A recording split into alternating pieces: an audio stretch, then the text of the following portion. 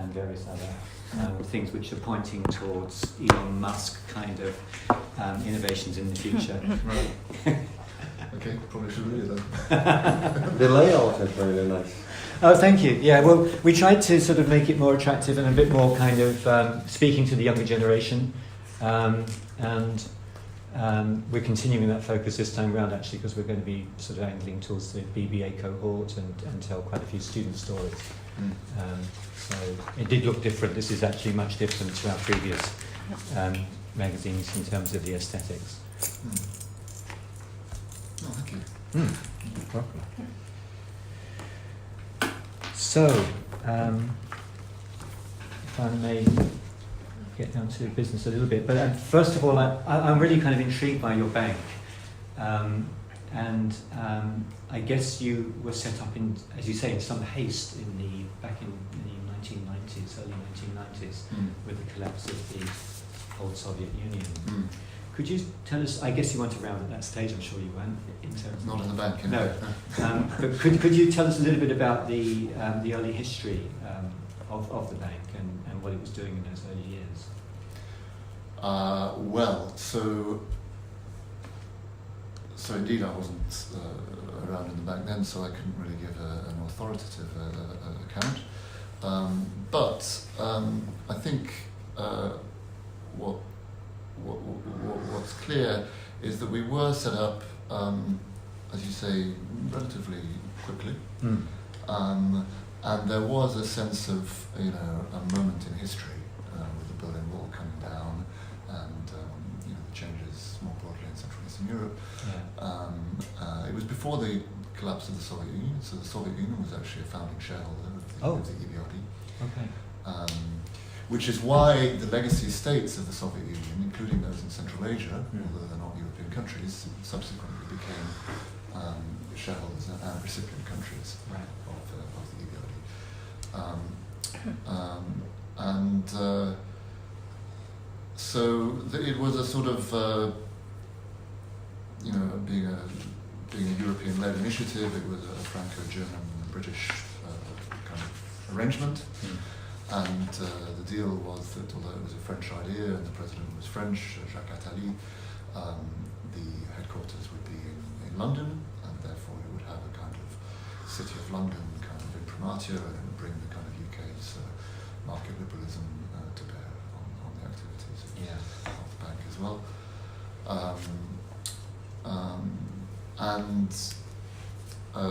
I believe the way the organisation grew was to start very much from a merchant banking and investment banking platform.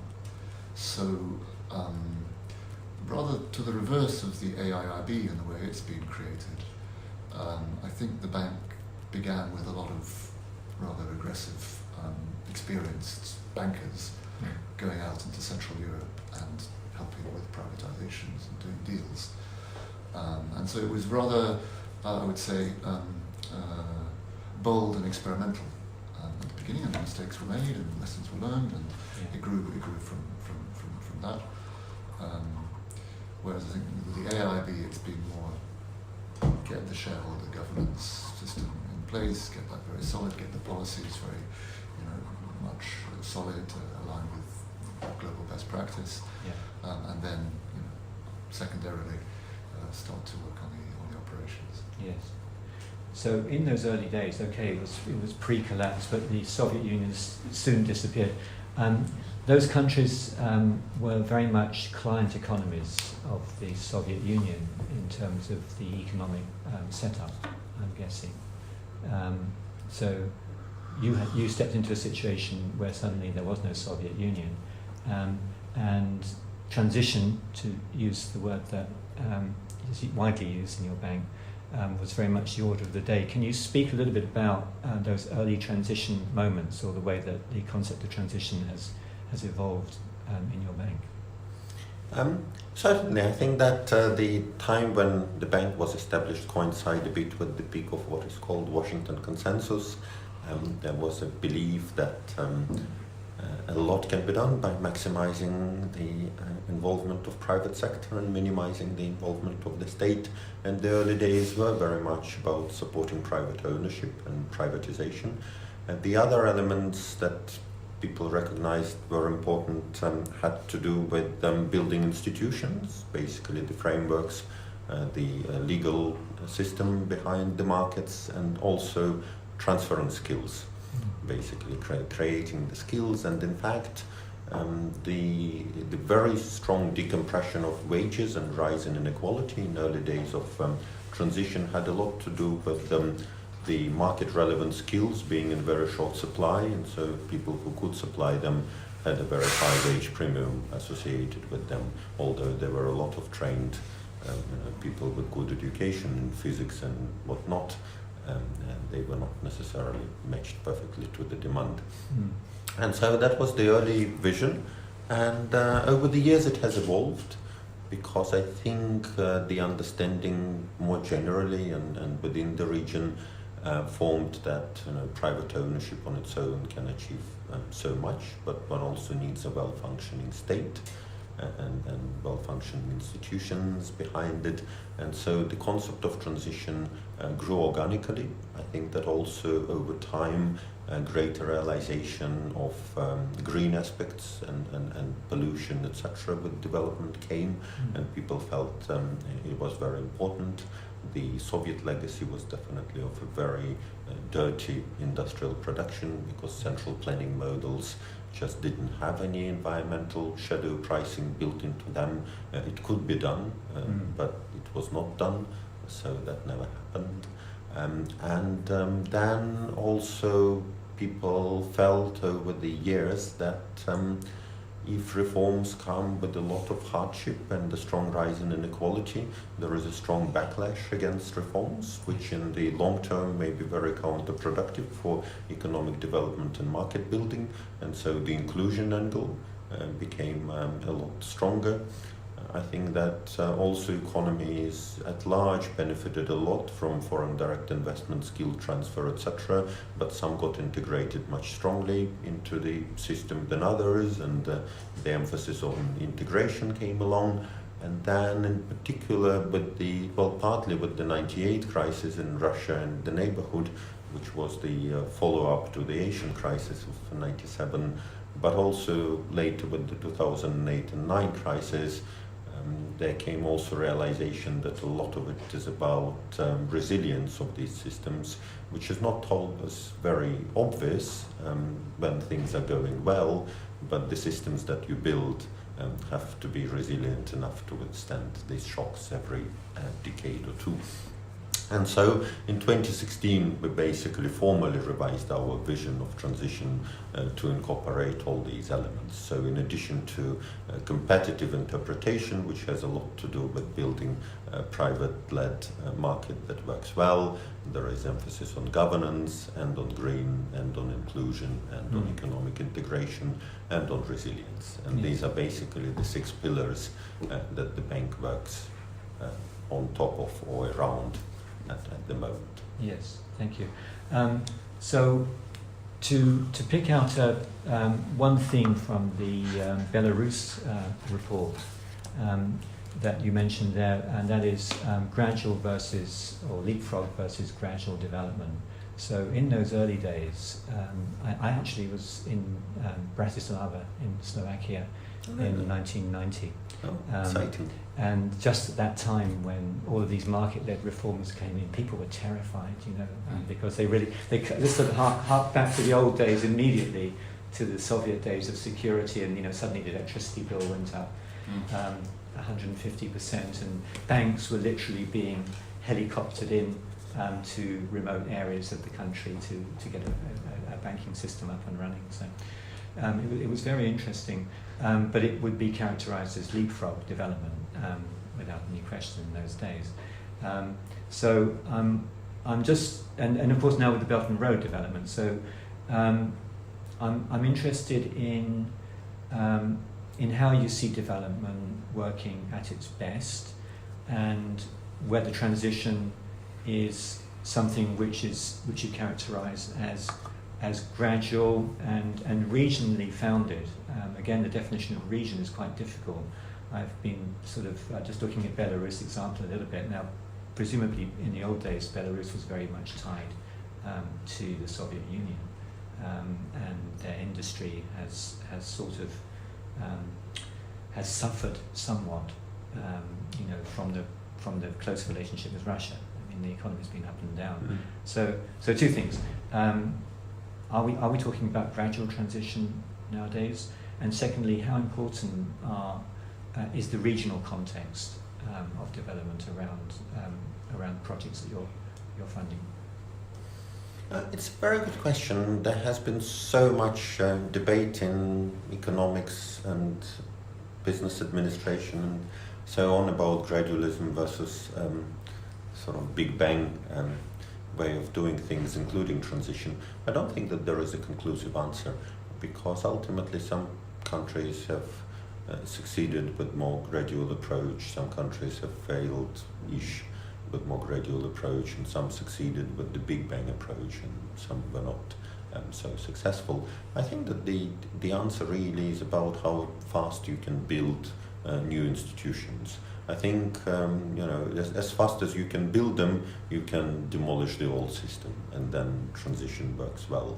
If you demolish the old system and you can't build new institutions well, and it's the organized crime or whatever it may be that would fill in that gap, or warlords, etc., then it creates a very difficult environment for a market economy to develop. There are no very good recipes for institution building universal. It has to do with economy specifics and their path and their culture and the way they structured in the same way as the 2008-2009 crisis. There are a lot of people arguing why Greece couldn't do what Latvia could do, or the other way around. Just different countries can do different things differently. So, the short answer, I think that it's not so much about the right answer to gradual versus Big Bang, but about how can you build good institutions fast enough in these transitions. Okay. And as for regional context, I mean, I have never heard of the EAEU, but I have now. So this is obviously a Russian creation. The Eurasian Economic Union. Yes, right? Mm-hmm. yes. Yeah. From 2014, but presumably, insofar as its scope is political, military, and economic, so they are a customs union. They are a major player in the areas where you work and where the Belt and Road aspires to work. So one of the things I got out of looking at the Belarus report was that you're sort of arguing for a more broad-based alliance of people, I suppose both politically but also maybe as economic partners as well in projects like the Belarus Industrial Park.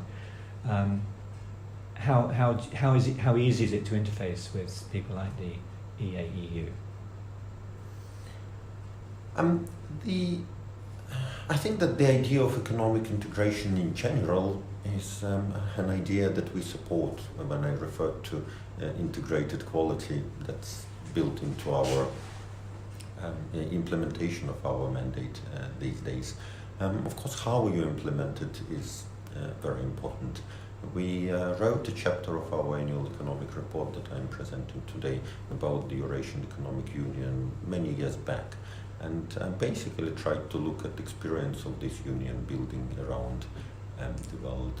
I think in general, making trade across borders easier, making movement of skills and capital easier is a good thing. If it comes at the expense of building harder borders around the union, that may be problematic on the other hand, so that's one balance to strike. The other is about institutions and governance. A lot of economic integration came with export of institutions, as it were. In NAFTA, US would be the core, and they would try to organize a bit the production and the rule of the game. In Mexico, a little bit the US way. The core EU would do the same with accession countries. Accession countries have to sign up to acquis communautaire, and the accession process is a lot about building institutions, legal frameworks, ways of doing business. That is similar to core European Union.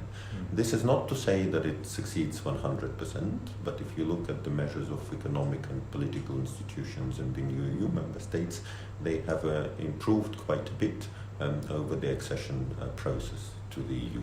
And this kind of what we call institutional convergence is what we observe more broadly for all these economic unions. We looked at Mercosur in Latin America, at ASEAN in Southeast Asia, which would be more Singapore-led, and Malaysia, etc., but you have Myanmar at the other, and we tend over time there is this institutional convergence, which is, we think, is a very important element of the institution building for developing economies. I think the real challenge of the Eurasian Economic Union in this respect is that it's formed by countries with a fairly low level of economic and political institutions to start with. There is no anchor country with developed economic and political institutions that could be exporting, as it were, to build the union-wide institutions. And that is what we highlighted in that report, what we saw as a very important challenge of that project. And I think that remains. Some years back, I think we still think that it's a challenge and that it remains true. Whether we work very much with the interface of the Eurasian Economic Union at the moment as the bank, probably not so much. Realistically. I noticed on your map that Russia was a white space now, and had previously, I guess, you'd funded projects in Russia, but no longer? Yes, well, it was until about 4 years ago our most significant investment market. But we had, the bank was given guidance by a large majority of its board directors in the light of the geopolitical events that took place in Ukraine, not to approve further projects. I see. Okay. Yeah. I'm interested talking about membership of EBRD. So obviously China's come along latterly. Just to revert to the one example that stands out of your so-called graduate member, the Czech Republic. The Czech Republic, can you just speak a little bit about that? Because clearly it's a success story. Is that how you would see it? And do you aspire to other countries sort of following that path of graduating? Do you remember the year that the Czech Republic graduated? 2008. 2008. I think it was approved in 2007, but happened in 2008. So this has been a very long-running and interesting discussion in the EBRD and among the shareholders of the EBRD. There was an idea, a vision from the beginning that transition is somehow a process that will be concluded over time, and that once countries have been through their economic transition, then they would graduate as recipient countries of EBRD investment. So some of the bank's shareholders have pressed this more strongly. Some of the recipient countries have been more enthusiastic at that prospect than others. And the Czech Republic was one that, from the mid-2000s onwards, was keen to graduate to if you like, signal that it had passed beyond the stage of being a transition economy. It was a member of the EU. It had created these institutions that Alex was referring to. Its economy had developed very, very, very greatly. But others were less keen to take that step. And then there was the global crisis, and that put a different light on things, both in terms of the need of countries in Central Europe to continue to benefit from EBRD engagement, and also perhaps from the point of view of the concept of transition being a more, shall we say, long-lasting and non-linear process with these additional qualities that Alex mentioned. Yes. Being integrated into the initial rather more linear and time-limited concept that we had. Yes. So so those six qualities are very interesting, and obviously tie your work, I guess, more closely to the core values of the EU, amongst other supranational institutions. With the Czech Republic, just to revert, for example, are they now a donor nation to the bank as opposed to a recipient? Well, they're still a shareholder. They're a shareholder. So we have 70 shareholders, Okay. and only 38 of them are recipients. So now Czech Republic is a non-recipient shareholder, like China or the UK or many others. They are also a donor. So we have a large group of mainly countries, but also some private sector actors, who provide grant funding to the bank, which the bank is using to fund non-commercial, non-reimbursable projects that the bank needs in order for its regular investment operations to be able to succeed. So these are technical assistance projects, for example, for project preparation, to support also project implementation, and in some cases they are also concessional co-investment grants, for example, to support water supply, municipal water supply projects in Central Asia. The affordability of those projects among the population and among states is quite low. So for the bank to lend purely on commercial terms, which would therefore necessitate increase in debt or increase in tariffs, is not feasible from a sustainability perspective. So we have to do it with co-investment from concessional funds, which are provided by these donors, and that's what we do on a reasonable scale in these poorer economies. But technical assistance is critical in almost all of the countries where we're operating, and so we have a very large group of international donors that provide the funding for that. Yeah. I noticed, so your package of the 6 qualities, and forgive me for not knowing them, but obviously the environment is one very important one. I remember, as they go back to Bratislava in the old days, Slovnaft, the chemical facility that the Russians kindly built for Slovakia, was a project of the first order pollution. It was the rivers were literally bubbling with chemicals around Bratislava in 1990, and they smelled like something you never smelled before. So obviously you've had a huge there's a huge gap between what many of those countries were doing and what you as an Ebrd would like to finance for new projects. Can you speak a little bit about the environmental aspect of the projects you're funding? Well, firstly, countries have gone a long way indeed since the 1990s ways, and we looked at it in last year's annual economic report, and I think that the speed of change in terms of environmental efficiency has been faster than in almost any other emerging markets, but the levels still remain unfavorable due to a very high starting point. So that's one aspect. The other is that we indeed have fairly heavy due diligence on the environmental side.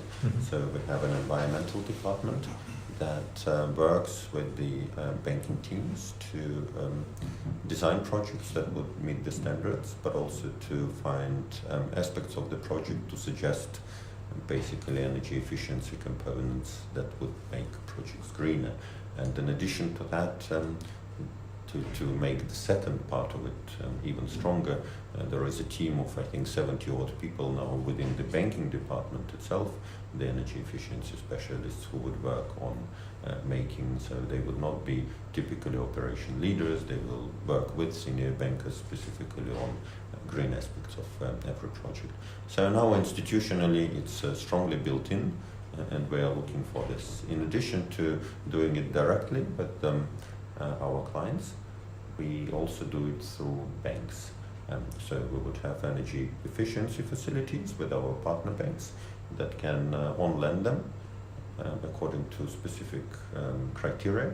Usually there will be consultants that will work on these sub-projects and verify their green credentials and write back reports and help companies to implement their energy efficiency projects.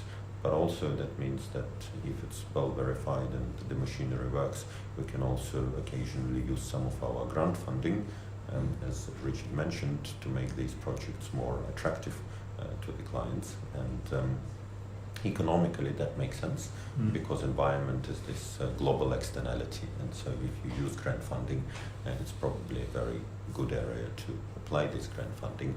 And working through partner banks enables us to reach out to smaller potential firms that we wouldn't work with directly easily, but also build the capacity, basically train people in the banks to do these energy efficiency projects in case there is other funding out there, like EU funding, to do it also with donor money, and some of these projects actually can be bankable without donor money. If you replace a facility like you referred to in the Slovak Republic with something modern, it may well be that the modern is also much more cost efficient way of refining oil or whatever it may be.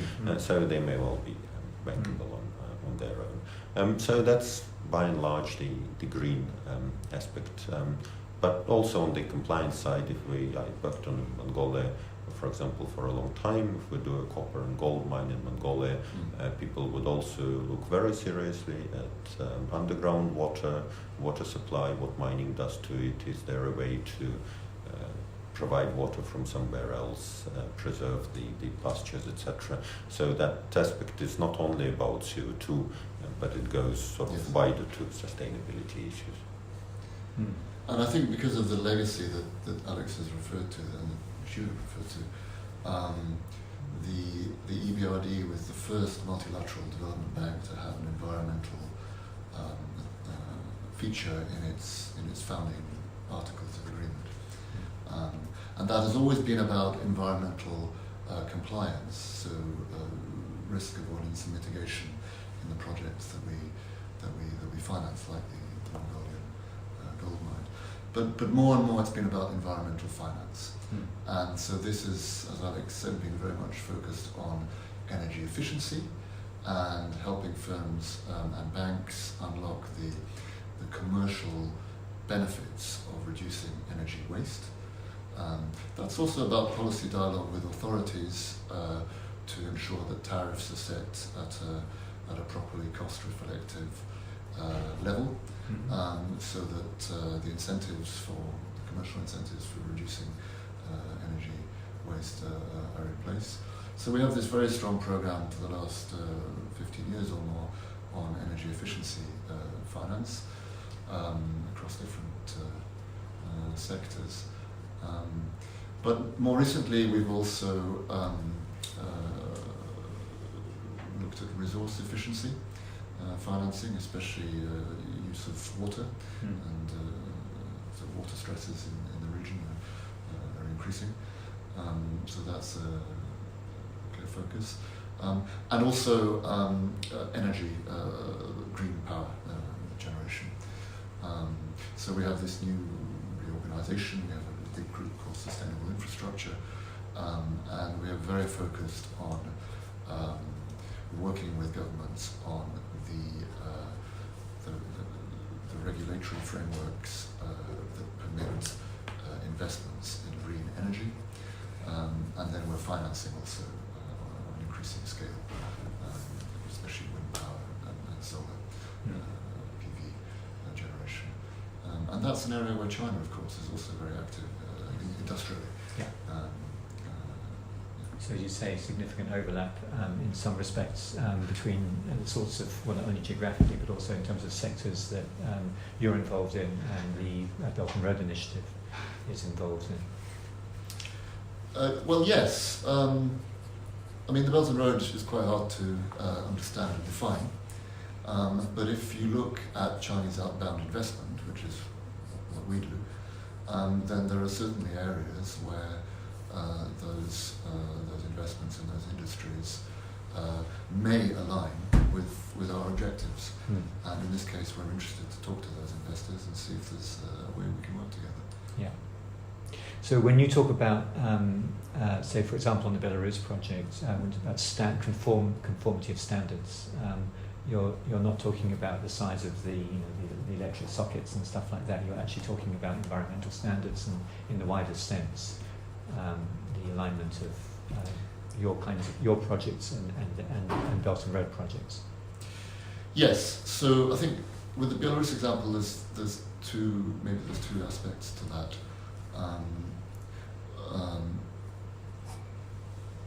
So what you're saying, which we'd agree with, is that we need to be financing projects that meet our standards. And so that's about environmental, social compliance standards. It's also about very careful financial due diligence to assess the risks. Yeah.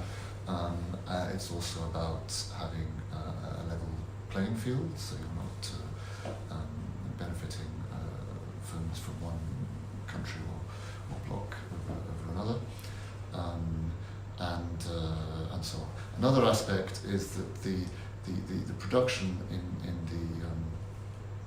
this industrial park has to meet standards that are going to be compatible with exports to export markets, principally the European Union. And so that's something that those investors need to. The standards of the goods produced, or what are we monitoring here? When you say standards? Yes. Yeah, manufacturing standards. Yes. Okay.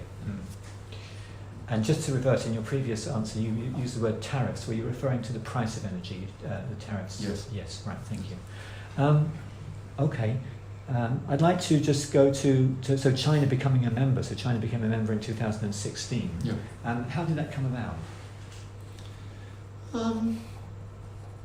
So I think there had been, for many years, discussions at the level of Alex's department in terms of the transition concept, the transition to market economy. I think that was interesting to Chinese policymakers.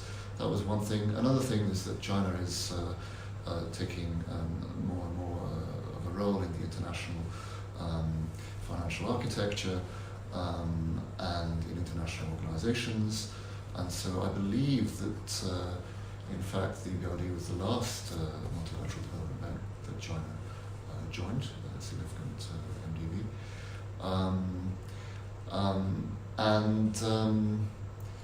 And then I think there was a recognition by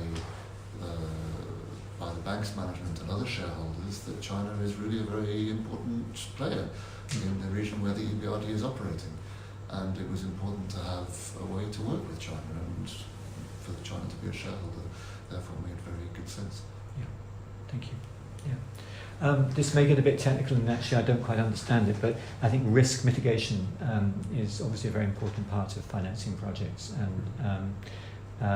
And you mentioned, I think, Richard, on some of your slides later today, you'll be talking about debt finance and equity finance and other forms of finance.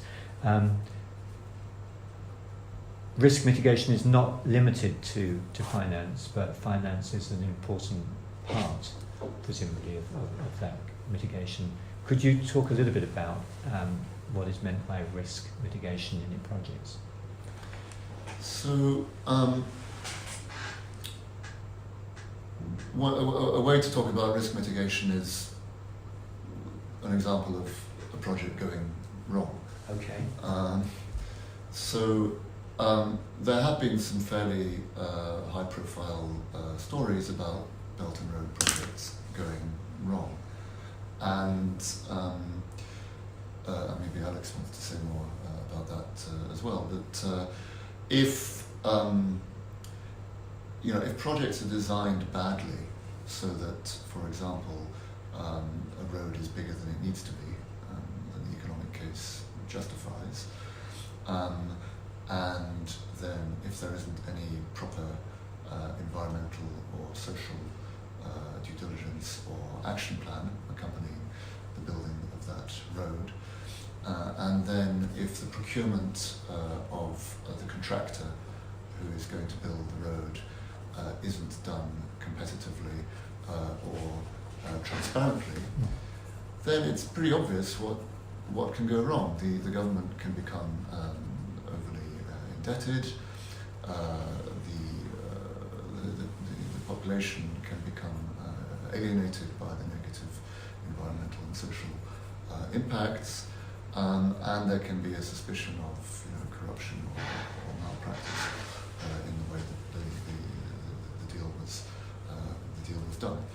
And that has, for the parties involved, that has potentially a political impact, it has a reputational impact, and ultimately also because projects like that often have to be cancelled or redone. Yeah. There's a commercial impact as well, and these things are very damaging, so when we come to financing a project, we want to make sure that those things are dealt with from the beginning. So project preparation is probably more important actually than the actual financing instruments that are used to allocate and mitigate risks among the parties. Another thing that I think is very important is understanding the political economy of the market in which you are investing, and the business risks that accompany that, because markets differ very greatly from one to the other. Tajikistan is not Slovakia, is not China, and so the way of operating that you might have in one country is quite unsuited to another. And on that point, therefore, the more important the immediate regional alliances and context in which a particular country and its project may be operating. So I can't second guess what's going on in Belarus, but I suspect that if there's no interface with Russia around that project, then there could be a serious downside. So you need to risk mitigation would also include talking to regional players geopolitically. Well, I mean, sometimes, but usually probably not. I mean, we take a project, a commercial perspective. So we want to make sure that if we're investing in a company that is establishing a manufacturing plant in that industrial park, we want to make sure that its business plan is realistic, that the products it is going to produce have a realistic chance of being exported to the EU or to Russia or wherever, and that has to take into account the customs arrangements on either side, and it also has to take account of the quality of the product and the competition for that product in the markets that they want to sell in, and we take a view of the robustness of the client and of the financial support for the factory and so forth. So we would take more of a business level view, but yes, it has to take into account the political risks as well. Yeah, thank you. Yeah. So this is a question which really relates back to perhaps the gradual versus leapfrog question we talked about before. But China's obviously got a lot of experience in building industrial parks, in building port facilities in its own country and now outside its own country. And one of the issues, in fact, that our own Dean is looking at is how far that experience can be replicated in projects overseas. So in a general sense, I suppose implicit is that these projects are arriving, as part of a 40-year plan in China. They may be successful, but if they're parachuted into a client country somewhere along the Belt and Road, they may not be successful. So, can you speak a little bit about whether the Chinese experience, as far as you know, is something that can be replicated in Belt and Road projects? Do you want to say something about industrial parks in general? Not really sure one can say very much about industrial parks in general. They some of them are immensely successful, some of them are ultimately rather problematic, like in Saudi Arabia. I think there are very good examples of industrial parks that struggle to take off just because it's hard to find the skills and materials to populate these industrial parks with production. So I think that for every project that is built, it's really the analysis of that particular project, where it fits into the economy, what it links, where to and where from. This is really the key. And if China has expertise into supplying that particular project, this is of course very good if that's the right expertise. In fact, I think in our bank, this is on Richard's slides, Chinese contractors have always been free to bid for contracts that are competitively procured, and I think about 25% of the time they are successful. Right, so it means that that there is serious expertise in China that is very competitive by international standards. But it's not every project that the Chinese contractor is selected either, right? It's a balance of the two. And I think it's reflective. I think where China has a particularly competitive expertise in a particular area, it's always welcome in a competitive tendering process. Yeah.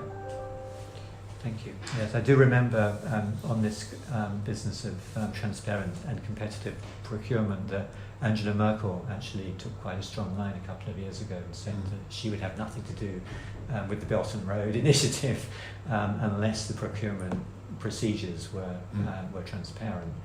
And I don't know if she's modified or her opinion since then. Have you heard her? I haven't heard from her on that, but I would doubt she's modified that view. Yeah. So I see you've sort of rejigged the FinTech acronym. Yes, I don't think it was us that rejigged it, but yes. Yeah. And you wanted to know what pipeline we might have? I know a little bit now, more because I've seen your presentation that's coming up, but are there one or two projects you'd like to speak about, perhaps, or one in particular? I'm afraid I can't really talk about the pipeline because it's confidential. In terms of the projects that we financed, I do know one in Tajikistan where I worked for some years, where we used a FinTech grant to help finance the energy efficiency of the building complex that we were financing. So it's a very good instrument that helps us to bolt on an innovative environmental finance component to something that we're already doing, and it's very useful from that point of view. Right. Yeah. Okay. Thank you. So, Belt and Road is about 6 years old, and something like the China-Belarus Industrial Park is nearly a decade old. It actually started in 2010, I think, or something like that, coinciding with an economic crisis in the country at the time. And again, maybe talking about is that as you look at it an environmentally beneficial project, and how optimistic are you in the broader sense when you look at the Belt and Road projects that they are environmentally beneficial? Well, if you look at the leaders' statements around the Belt and Road Initiative, then green is very strongly emphasised. But I think you have to look at the individual projects. and that shows the revealed direction of the BRI. So I think the industrial park is per se neutral from a green perspective. It would depend on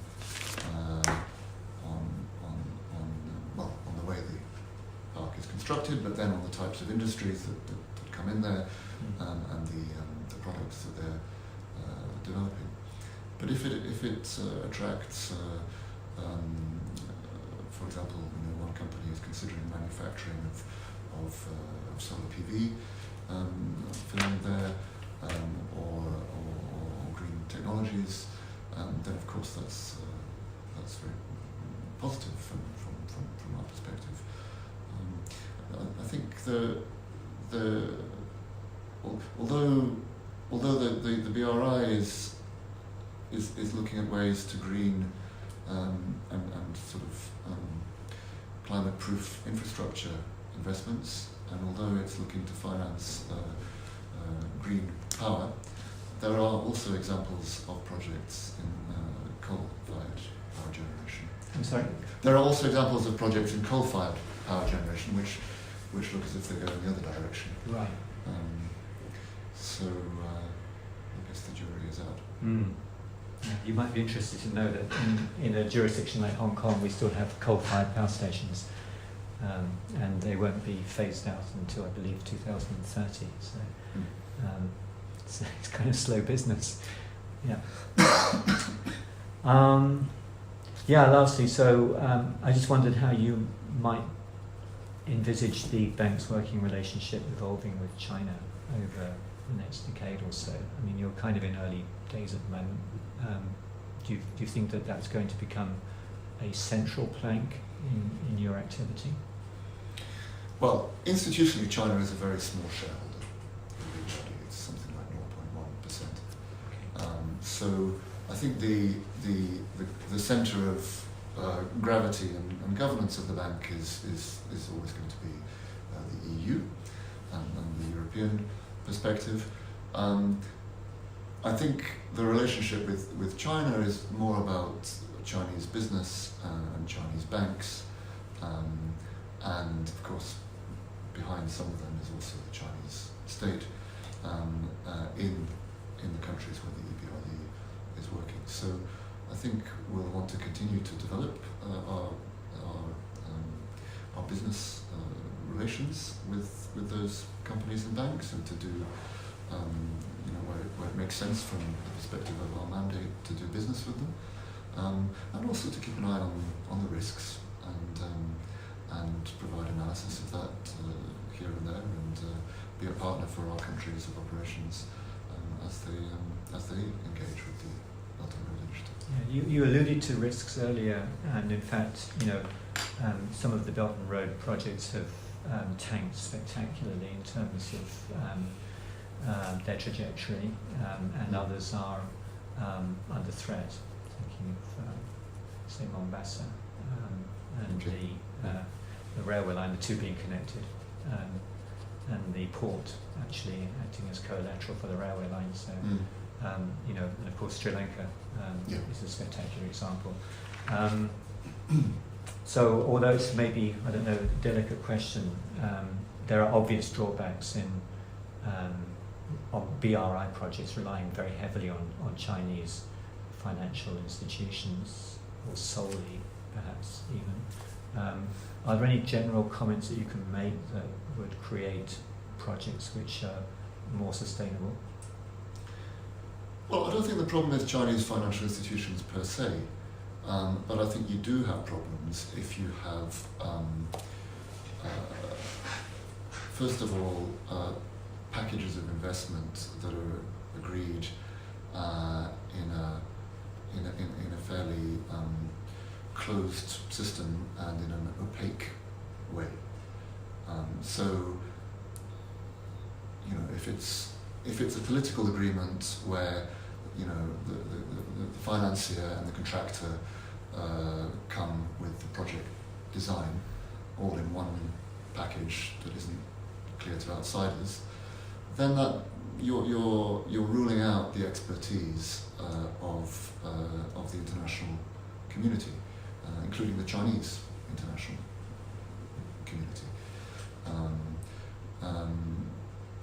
because China has excellent banks and industrial players who can do these projects very well in many cases.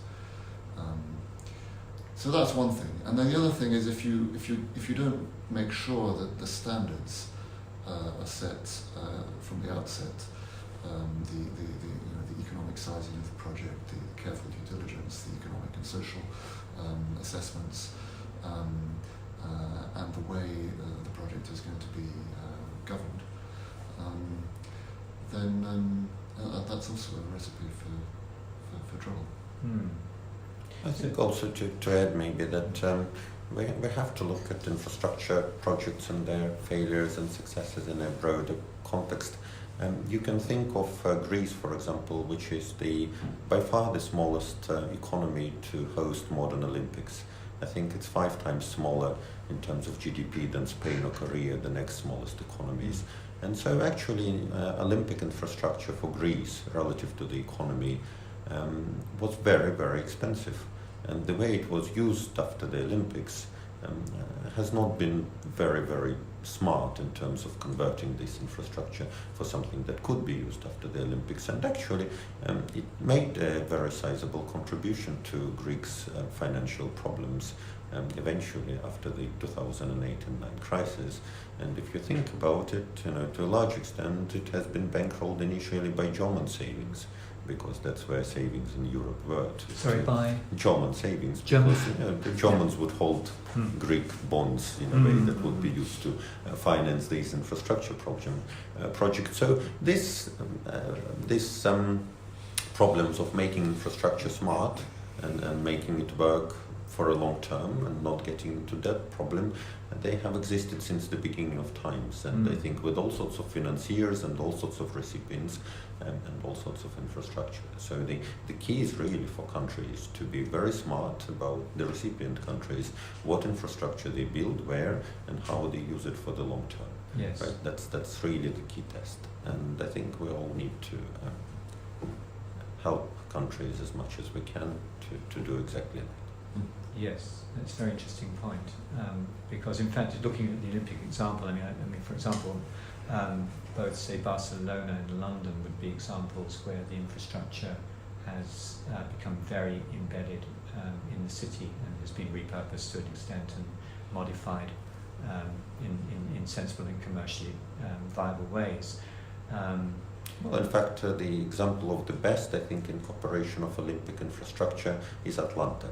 Oh, really? Yes, well, the economic studies think so. I don't know, I haven't tested it.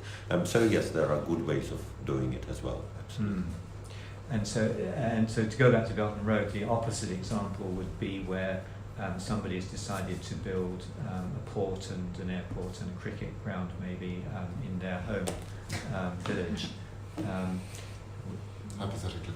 Yeah, and then that person falls from power. And so the contracts become null and void in the eyes of the democracy of the next party coming into power, and that is the case in Sri Lanka currently. So those projects are embedded in not very much, either geographically or in terms of infrastructure planning. Although I believe the motorway now does get there, but so your point is well taken. Thank you. Yeah. And that's about it, actually. I'm going to learn a lot more from your presentations, I'm sure. But thank you very much indeed for making the time to talk. And I will write something and I'll send it to you guys, of course, so you can look at it and make any changes that need to be made. Thank you. Thank you very much for the conversation. Yeah. So our next presentation starts at 10:30. Is it 10:30? I didn't know. Yes, 10:30. Oh, okay. Yes, you can take a rest here if you like.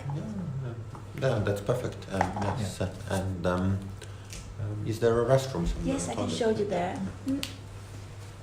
And then maybe I can come back to pick you up at 10:15. Yep. Okay. So I'll show you to the washroom. And we would just need to connect some IT equipment Oh, you wanted Wi-Fi? No, so we have a video which Alex has on his laptop. Oh, you I already got it from Tana. Oh, you got the video? Yes, Ah, yes. perfect. I You were already able showed to- the video. You were able to texted. download it? Yes, download it. Perfect. I downloaded That's the PowerPoint. land of free downloads. Yes, exactly. I downloaded the two PowerPoints and also the video and Perfect. already texted. Okay, Okay. super. So I'm showing to the restroom first. Is there actually like a guest Wi-Fi here that one can Yes, connect I to? give you the password that you want. Perfect, Please. yes, that would be great. This way. Don't be like me. It's yeah. okay. I get you the Wi-Fi first.